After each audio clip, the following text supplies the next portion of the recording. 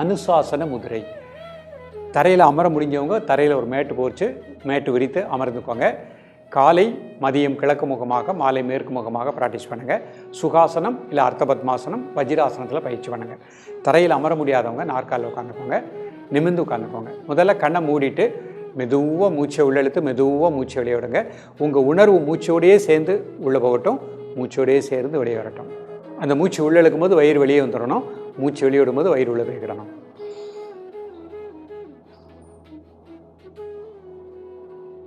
இப்போ கண்ணை ஓப்பன் பண்ணிக்கோங்க. கைகள் இந்த மாதிரி வச்சுக்கோங்க. இந்த 3 விரல் மடிச்சுக்கோங்க. கட்டை விரல் மோதிர விரலை டச் பண்ணிடட்டும். மெதுவாக இன்ஹேல் பண்ணுங்கள், மெதுவாக எக்ஸேல் பண்ணுங்கள் 3 முறை.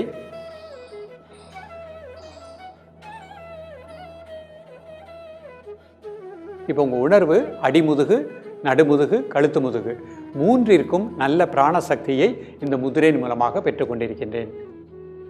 அந்த பகுதி முழுக்க நல்ல பிராண ஆற்றல் கிடைக்கின்றது.